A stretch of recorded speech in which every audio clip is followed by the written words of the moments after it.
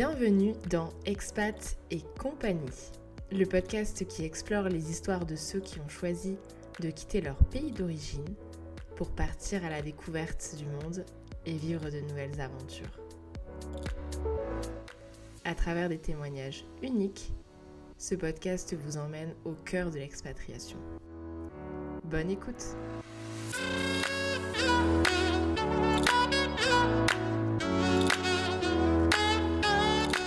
Bonjour Marie, bonjour à tous et bienvenue dans ce nouvel épisode consacré au Mexique. Alors Marie a eu déjà certaines expériences d'expatriation dont on parlera plus tard, mais aujourd'hui c'est de San Miguel que nous allons lui parler. Bonjour Marie, comment vas-tu ? Bonjour, très bien, merci beaucoup Clotilde, ça va très bien, merci. Et si tu devais te résumer qui tu es en 30 secondes, que dirais-tu ? Eh bien, je m'appelle Marie, j'ai 43 ans, j'habite au Mexique depuis 20 ans et je suis professionnellement, je me dédie à la promotion de la culture en général. Et voilà, j'aime faire ce que je fais et j'aime là où j'habite. Est-ce que tu rêvais d'expatriation ? Je pense que oui. Je pense que c'est des idées qui me sont venues dans la tête adolescente, d'avoir envie d'être loin de la France ou d'être moi-même étrangère dans un pays. Et déjà adolescente, oui, je pense que j'avais déjà des désirs de migration ou d'expatriation. Tu te souviens du moment où tu as eu le déclic, ce déclic de partir ? La toute première fois, je pense que ça a été infusé dans ma tête par ma mère, qui était elle aussi partie jeune, peut-être à 18 ou 19 ans à l'étranger. Et je pense que j'avais cette idée de reproduire un peu l'histoire familiale. Ma mère était partie travailler jeune fille au pair en Allemagne. Et depuis que je suis toute petite, je suis bercée par cette histoire et c'est tout à fait normal que je fasse la même chose. Donc j'ai fait la même chose. Je suis partie jeune fille au pair à 18 ans en Allemagne après mon bac et avant l'université. Et je pense que c'est une espèce de légende familiale qui m'a accompagnée vraiment toute mon enfance. Et maintenant que j'y pense, je pense que c'est pareil du côté de mon père aussi. Lui, il était parti faire sa coopération. Il a pas fait son service militaire, il a fait la coopération au Québec quand il était jeune aussi. Et donc c'est pareil, ça fait partie un peu de la légende familiale qu'on va faire un tour, on va voir ailleurs si on n'y est pas. Autant mes parents que moi. Je crois que mon frère a fait la même chose. Ça faisait partie d'une certaine culture familiale. Oui, parce qu'après ton expatriation d'1 an en Allemagne en tant que jeune fille au pair, tu es partie à Montréal dans le cadre de tes études, c'est bien ça ? C'est ça, je suis partie donc d'abord 1 an en Allemagne pour prendre le temps de réfléchir à ce que je voulais étudier après mon bac. Et puis ensuite, quand je suis revenue en France, j'ai étudié une maîtrise en métier du livre. Et effectivement, le dernier semestre, je l'ai passé à Montréal en échange Crépuc. Ouais, je passais un hiver très froid, mais très sympa à Montréal. Très froid, je veux bien te croire. Et ensuite, tu es partie au Mexique en 2004. Donc là, on a vraiment face à nous quelqu'un qui a une longue expérience d'expatriation au Mexique. Pourquoi le Mexique ? Qu'est-ce qui t'a fait arriver là-bas ? Est-ce qu'il y a quelqu'un d'autre de ta famille qui était allé au Mexique ? Est-ce que c'est encore une histoire familiale ? Non, là pour le coup, c'est un peu l'inconnu pour moi, le Mexique, au moment où je suis arrivée. Alors j'avais des amis ici au Mexique. Et je suis venue ici en 2004 vraiment pour... je sais pas exactement ce qui me passait par la tête. Mais ce que je sais, c'est que moi, je connaissais pas le Mexique et je parlais pas espagnol. Et j'avais vraiment une idée très très floue de ce que ça pouvait être l'Amérique latine. Ouais. Tellement floue que je pensais que le Mexique, c'était pas très loin du Brésil. Ouais, tu et te que disais que c'était l'Amérique latine, éventuellement, ouais, l'Amérique du voilà. Sud, alors que oui, c'est quand même beaucoup plus proche des États-Unis. Mm, mm. Voilà, c'est en fait le Mexique, c'est l'Amérique du Nord, c'est même pas l'Amérique centrale. Et est-ce que tu avais des appréhensions par rapport à, je sais pas, aux clichés qu'on peut avoir sur la sécurité au Mexique, la criminalité? Enfin, pourquoi le Mexique en tant que femme? Alors là, il y a 20 ans, je pense que le Mexique était pas encore passé par l'immense vague de violence qui a plutôt commencé autour de 2007. Et donc, c'était pas vraiment, on parlait pas vraiment de ça il y a 20 ans. Bon, évidemment, c'était pas. Enfin, c'est l'image d'un pays, voilà, peut-être en développement, avec la grande ville de Mexico, une ville chaotique, etc. Mais en tout cas, la violence n'était pas en ce moment-là encore vraiment dans les pensées des gens et pas de la mienne en tout cas. Je me disais bien que Mexico serait pas une ville facile, mais je pense que dans les dernières 20 années, le Mexique a vraiment complètement basculé dans la violence et dans une image de violence aussi. Et ça, c'est la télévision, c'est le ciné. Et puis la réalité aussi, c'est vrai que c'est un pays extrêmement violent, quoi. Mais il y a 20 ans, en tout cas, on ne parlait pas de ça. Donc j'avais de l'appréhension, oui, mais j'étais accompagnée, en fait, j'étais avec des amis. Je me sentais introduite, en fait, et j'avais pas peur, en tout cas. Hmm.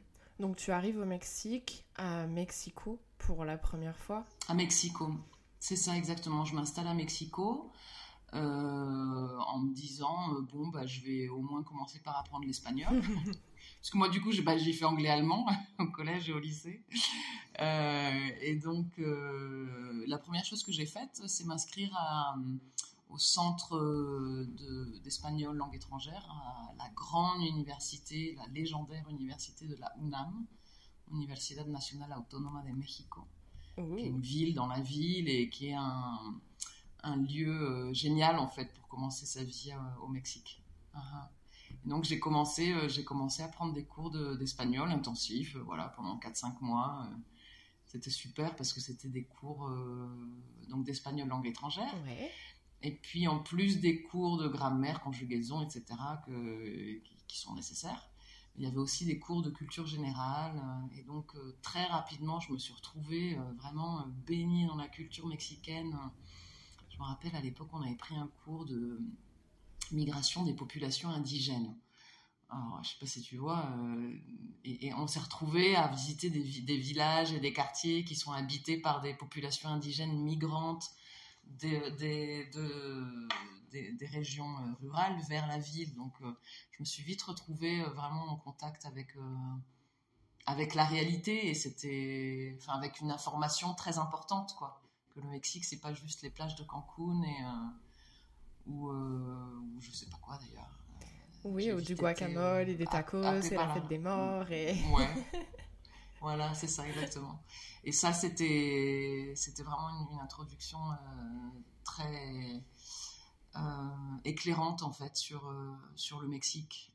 D'habiter à Mexico et d'être élève à l'Université nationale autonome de Mexico. C'était vraiment super. As-tu fait des démarches administratives pour t'installer dans le pays? As-tu besoin d'un visa?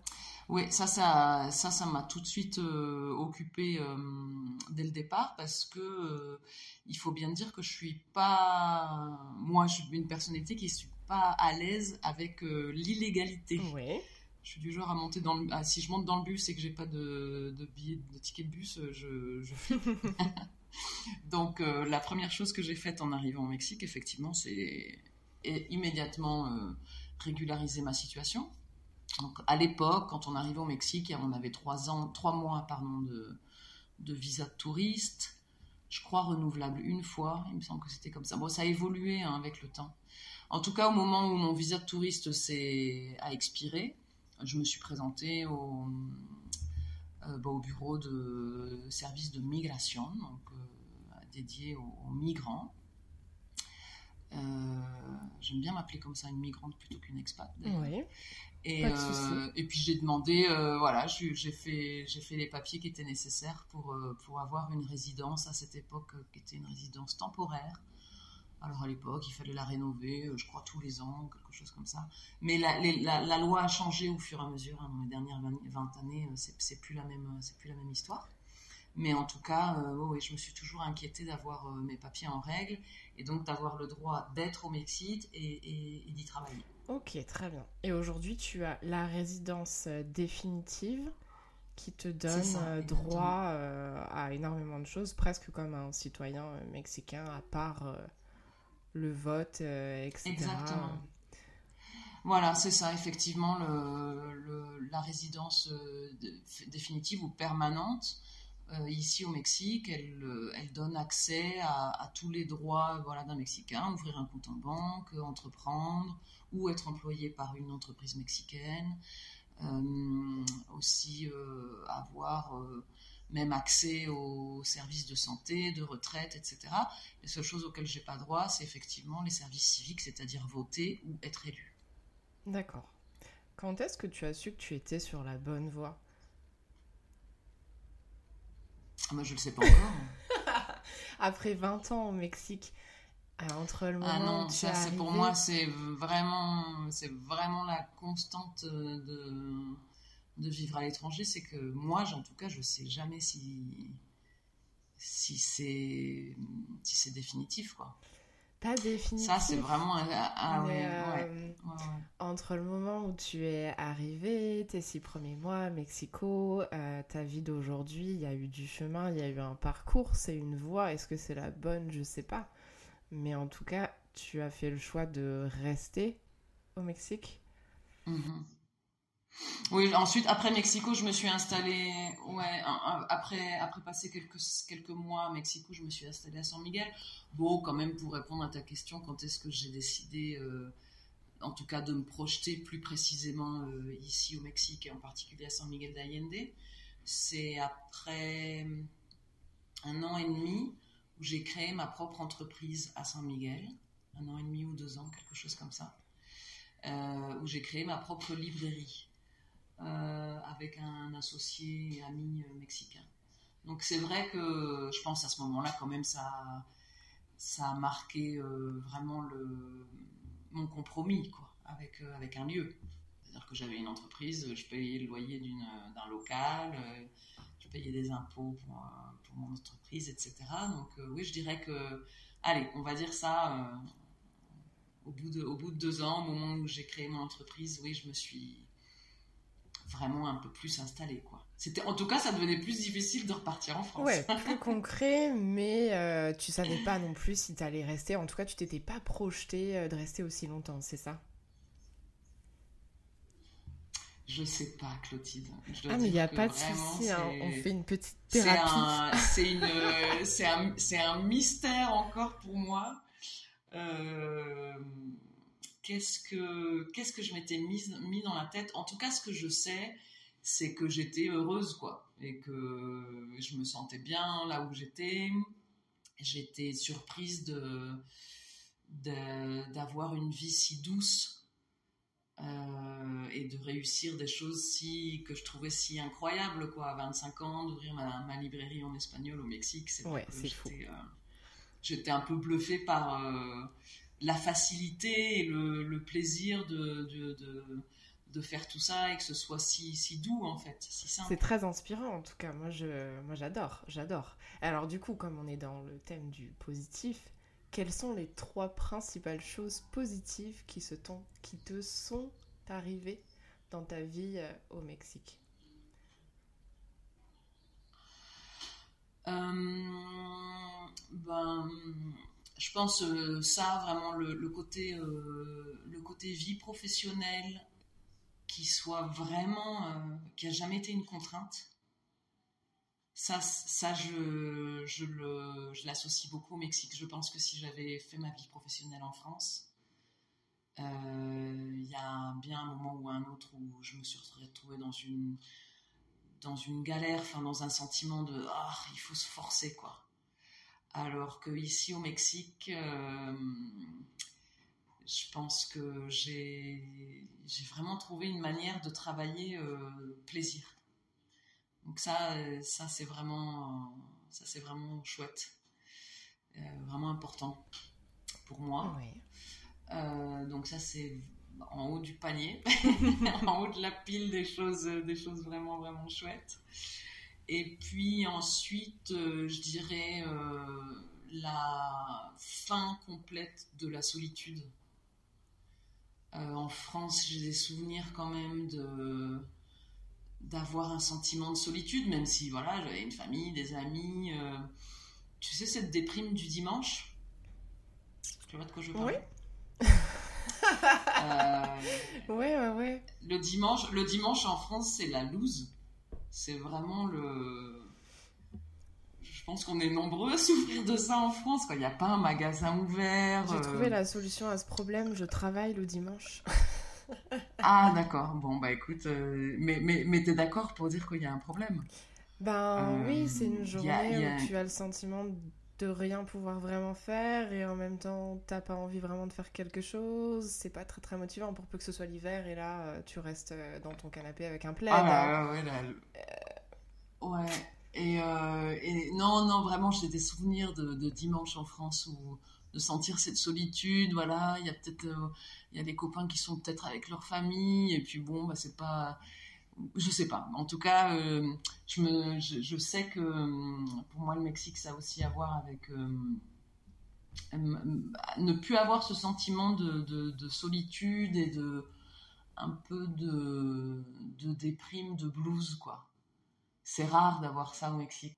En tout cas pour moi. Tu dirais que c'est de par la culture et les expériences que tu peux avoir qui sont complètement différentes et peut-être plus enivrantes, qui fait qu'un dimanche, c'est pas du tout ennuyeux. Alors c'est vrai que le côté enivrant, bah, c'est qu'effectivement, en fait, quand on habite dans un autre pays, on est sans arrêt en voyage, Ouais, en t'es fait. Même si c'est stimulé. ta ville, Mhm. même si c'est le quartier que tu as choisi où tu habites depuis 15 ans, tu es sans arrêt étranger, tu es sans arrêt en voyage. Donc forcément, bah, tu es sans arrêt stimulé, quoi. Et puis, bah, je pense que ça a beaucoup aussi à voir avec la lumière, en fait, hein, tout Ouais, simplement. ouais. Il doit y avoir un truc de sérotonine et de mélatonine et de boost de vitamine D ou je sais pas quoi avec le soleil et le ciel bleu en permanence. C'est vrai que J'adore comment tu c'est dis ça. difficile de Le ciel bleu en c'est permanence, vrai, ça a l'air pénible. c'est génial en fait. Il y a pas le petit coup de mou voilà de ça fait ça quand ça fait trois semaines qu'il pleuviote à Paris, c'est sûr que on a plus tendance à avoir un petit coup de blues. Et puis véritablement, tout simplement, le Mexique, euh, c'est pas un pays qui déprime, quoi. Pas un pays qui déprime. Euh, C'est quoi ta journée parfaite? Tu es où? Tu fais quoi? Tu es avec qui? alors, une journée où je vais au boulot. Bon, j'habite avec mon compagnon depuis de nombreuses années maintenant. Donc, on se réveille pas trop tôt. Ça, c'est un autre détail aussi. Ça fait 20 ans que j'habite au Mexique et je mets pas le réveil le matin. Ok. Et puis, Je veux bien qu'on en parle après.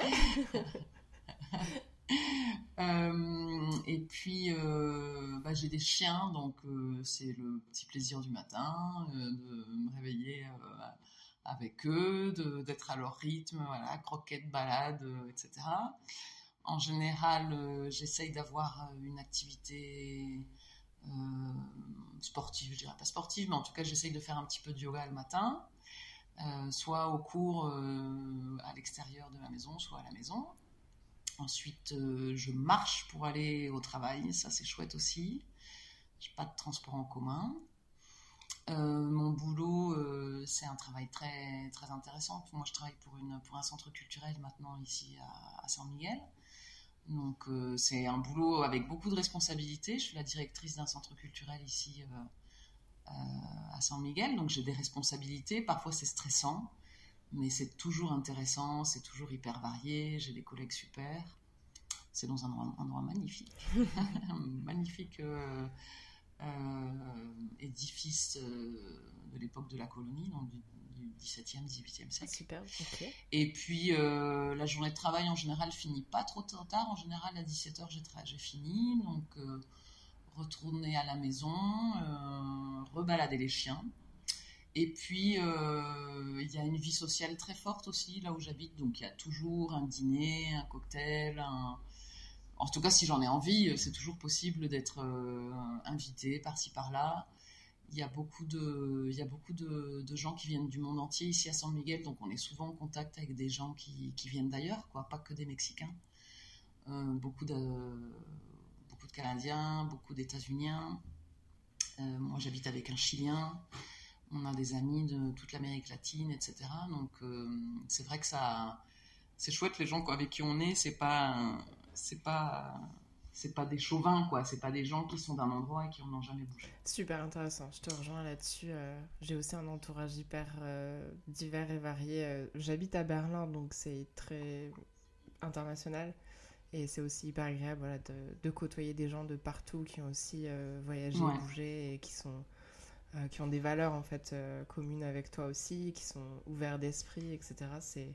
Ça enrichit beaucoup. Donc Mhm. j'entends. Est-ce qu'on revient sur la question du réveil?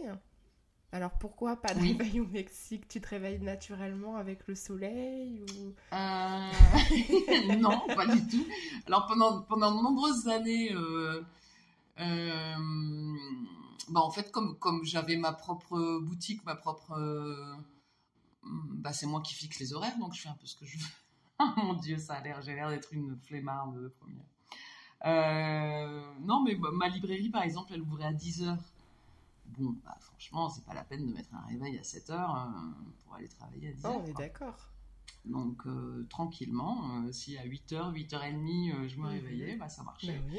Et puis maintenant, c'est pareil, en fait, j'ai pas des horaires très, très, très serrés.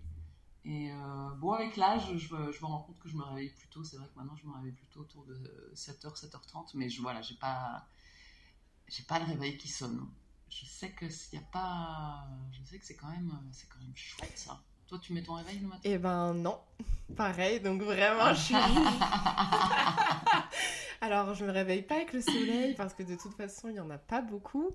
C'est pas que le dimanche, hein, c'est tous les matins qui sont un peu moroses, le ciel est gris. Mhm, mhm, Et en fait, donc je travaille dans un restaurant, je suis la mhm, chef du resto, donc c'est moi aussi qui décide un peu à quelle heure je vais arriver en fonction du travail que j'ai à faire et du temps que j'estime mettre à finir de préparer pour le service du soir, parce que je suis pas du tout du matin, mhm. donc je travaille le soir. Donc je mets pas de réveil parce que je travaille jusqu'à très tard, je me lève tard et je travaille vers entre midi et 14 heures, j'arrive au travail. Voilà. Hmm. T'as pas d'enfant? Non, non, non. Voilà, je pense que pour tous les parents qui nous écoutent, évidemment, il faut évidemment qu'on reconnaisse qu'il y a, voilà, sans avoir d'enfant, on a ce privilège-là de pouvoir être un peu plus à un rythme Oui. cool, quoi. Ah Ça, bah c'est c'est sûr que. sûr que quand je dois faire un meeting avec mon boss après le service, je rentre, il est minuit, 1 heure du matin, mais en fait, c'est pas grave quoi. Mm, Mhm, mm. exactement. En tout cas, de ton côté, quel est ton plus gros challenge du moment? Est-ce que tu as un challenge en ce moment? Peut-être pas le plus gros, mais est-ce que tu te challenges en ce moment? Ouais, non, le travail, non, mais bon. Bon, les 2 dernières années, avec mon compagnon, on a fait construire une maison ici à San Miguel. Donc, ça, c'est un challenge, ouais, quand même. D'abord de trouver les sous, parce qu'ici, il n'y a pas de banque comme en France qui te donne des super prêts hypothécaires à 3%. Et puis, voilà, rendre réel le projet de la construction d'une maison, ouais, c'est un challenge. Et là, en ce moment, ma bataille, c'est avec mon ferronnier qui m'a pas encore euh, fait la livraison de mes fenêtres. Donc, c'est mon challenge. Là, depuis 3 semaines, j'essaye D'accord. de faire en sorte que je me fasse livrer les fenêtres. Voilà, je dis 3 semaines, mais ça fait plutôt 3 mois, ouais, en fait. Alors du coup, la maison, est-ce que ça veut dire que tu n'es pas prête de quitter le Mexique? C'est pareil, franchement, moi je me mets pas du tout dans une Pas de histoire projet. de. C'est pas une histoire de pas de projet, parce qu'imagine si je fais une maison, c'est que j'ai un projet. Mais je ne lie pas la maison au définitif, quoi. Ah oui, non, mais moi non plus. Oui, oui, non. Ça, mais en tout cas, pour l'instant, Une maison, ça se vend. tu te sens d'investir de Oui, l'énergie bien sûr. et de l'argent dans un projet Ouais, pareil qui est super chouette. ouais, Euh, ouais, non, c'est exactement. sûr, mais ça veut pas dire que tu es obligé de rester à vitam aeternam au Voilà, c'est ça. Mexique, bien sûr. Bien Exactement. sûr, bien sûr. Ouais. J'avais quelques petites questions sur la vie perso. Est-ce Mhm. que tu gères la distance avec tes proches restés en France? Oui, jusqu'il n'y a pas très très longtemps. Bon, d'abord, je crois il faut pas se mentir. Enfin, si on va vivre, en tout cas moi, si je vais vivre aussi loin, c'est que je souffre pas trop de l'éloignement, quoi. Enfin, c'est que même j'y trouve certainement mon compte. Euh, mais par contre, ce qui se passe là en ce moment, bon, moi j'ai 43 ans, mes parents ils s'approchent de plutôt des 80. Et ce qui se passe en ce moment, c'est que je sens qu'ils sont plus fragiles, bon, forcément, la vieillesse. Ma mère a eu des gros problèmes de santé là il y a un an. Et du coup, c'est vrai que là par contre, je me dis zut, qu'est-ce que. Enfin, la vérité, c'est que je pourrais pas être présent pour eux, quoi. S'ils avaient vraiment des problèmes. Physiquement présente, Ouais, c'est sûr que c'est moins facile. Et je ouais. te pose la question parce qu'effectivement, c'est un point qui revient souvent dans les discussions et qui fait partie des peurs. Donc pour nos auditeurs, c'était intéressant que je pose la question parce que certaines personnes vont te dire que c'est pas un problème, qu'elles rentrent chaque année, qu'elles restent au téléphone de longues heures par semaine avec leur famille, ou d'autres ne sautent pas le pas parce que la distance avec la famille, Mm, pour des raisons, bah, comme tu le dis là, de, de- d'âge avancé de tes parents, et il y a un moment, la vie te rattrape, il faut peut-être prendre des décisions. ouais. Maintenant, maintenant, voilà, tu prends aussi le risque de rester. Peut-être que voilà, la vie va faire que tu rentreras, peut-être pas. Enfin, en tout cas, c'est des questions à se poser quand on part vivre à l'étranger. Ah ouais, ouais, il faut vraiment se poser ces questions-là et puis il faut être honnête, quoi, parce que si par exemple mon père, ma mère, ils se cassent la hanche, ils font un AVC ou ils ont besoin de se faire installer un stent sur une artère en urgence, c'est clair, j'y serai pas, quoi. C'est clair, enfin, je veux dire, ça c'est pas possible. Enfin, je veux bien prendre un avion du jour au lendemain, mais enfin, laisser mes responsabilités ici au Mexique, c'est vraiment, faut être clair là-dessus, quoi. Ouais, tout à fait. C'est pas, il y a un côté un peu où quand tu habites comme ça loin, moi en tout cas, je me dis, bon, ben, chacun sera un petit peu responsable de sa vie, quoi. Ouais. Mon Dieu, je suis Non, mais c'est définitive vrai, c'est vrai. et, et oui, bon, c'est possible effectivement de prendre un avion du jour au lendemain. Bon, Chacun prend après, ses décisions en fonction de sa situation.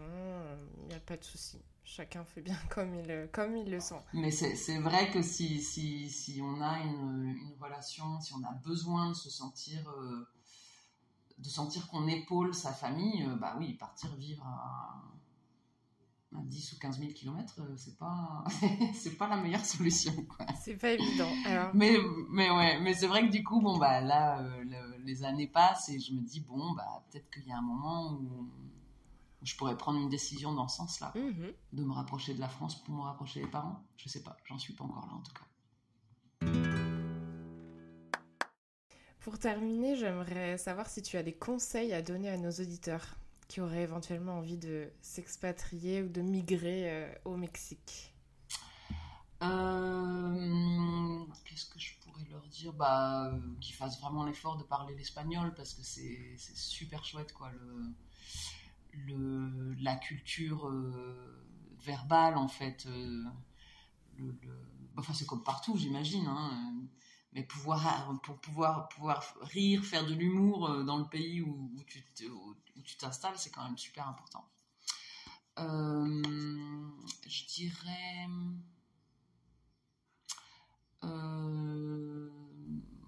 oui, je pense que c'est mieux d'être en règle aussi avec les questions administratives d'immigration. Parce qu'une fois qu'on se retrouve dans l'illégalité au Mexique, il faut assumer aussi. Hein. C'est pas simple, quoi. Attention, c'est vrai que c'est un pays quand même où il y a encore pas mal de corruption des administrations, alors de moins en moins. Mais il faut sacrément assumer, quoi, hein, de se retrouver à jouer au chat et à la souris avec l'administration. Moi, en tout cas, je parle pas cette langue et je me sentirais pas à l'aise d'être dans ce cas-là. Et puis... Non, mais je pense que personne se sentirait à l'aise. Hein. Ah bah tu serais surprise. Moi, je vois aussi quand même pas mal de gens qui... Bon, enfin, il y a 20 ans, c'était plus facile d'être migrant illégal au Mexique. Qu'est-ce que je dirais d'autre de jeter un petit coup d'œil à toute la variété du Mexique, parce que avant de s'installer, parce que c'est vrai que c'est un très grand pays, extrêmement varié dans ses villes. Les zones rurales sont vraiment, vraiment très différentes des zones urbaines. Entre le nord et le sud, on passe par des climats complètement différents, des paysages complètement différents, etc. Donc, et puis, ouais, j'allais dire connaître Mexico quand même, c'est chouette de savoir ce qui se passe à la capitale pour pouvoir comprendre le reste du pays. Ouais, tu conseillerais d'arriver en premier dans la capitale. Mm-hmm. Okay. Ouais, peut-être, ouais. Bon, c'est une idée comme une autre. Ok. Bon, bah super, je te remercie. On va passer maintenant à la dernière partie de l'interview, avec la petite interview dans l'interview. Sans réfléchir, Marie, quel est ton endroit préféré au monde? San Miguel d'Allende. Ok. Quelle est ta meilleure découverte culinaire dans le pays? Les fruits frais. Les mangues, les papayes, les goyaves, les avocats. Ok. Quelle est ta pire découverte culinaire dans le pays? C'était très difficile de commencer à manger du nopal. C'est un cactus. Ils en font des salades. Bon, maintenant je le mange, mais c'est vrai que ça n'a pas été simple d'accepter l'idée de manger des cactus. Ouais. Et maintenant, la dernière question. Est-ce que tu as une anecdote d'expatriation à nous partager? Peut-être que je peux te parler de l'expérience de la solidarité mexicaine à l'extérieur du pays. Et je te donne un exemple. Il y a quelques années, j'étais avec mon copain de l'époque mexicain en voyage en transit par New York, Paris, New York, Mexico. Et l'avion à New York ne décollait pas. Il a fallu qu'on passe la nuit à New York. Et dans la file d'attente, on a vite sympathisé avec un Mexicain qui habitait à New York, dans le Queens, et qui nous a tout de suite dit, mais laissez tomber, payez même pas l'hôtel, venez à la maison. Et on a pris un taxi ensemble et on est allé chez lui, dans le Queens. Et c'était pas un Mexicain privilégié avec un bel appartement, etc. On sentait vraiment que c'était un appartement d'expatriés, de migrants, où il fallait bosser tous les jours et chaque chambre était occupée par une famille différente. Et il nous a installés sur son canapé-lit pour cette nuit-là. Ce qui nous a donné l'opportunité de visiter New York d'ailleurs à ce moment-là. Et il y avait vraiment un truc de solidarité mexicaine à l'international. On se laisse pas tomber, quoi. Puis c'est simple et on fait pas de chichi, on s'invite et on se fait un coup de main, quoi. Sympa, superbe. Merci Marie pour ton partage d'expérience. Merci d'avoir été avec nous. Merci à toi. J'ai passé un super moment en tout cas. C'était très, très agréable. Très sympa, merci beaucoup. Merci d'avoir écouté cet épisode d'Expat et compagnie. Si cela vous a inspiré, partagez cet épisode autour de vous, laissez-nous un commentaire et suivez-nous sur les réseaux sociaux pour ne pas manquer la sortie de nos nouveaux épisodes tous les 15 jours. À bientôt!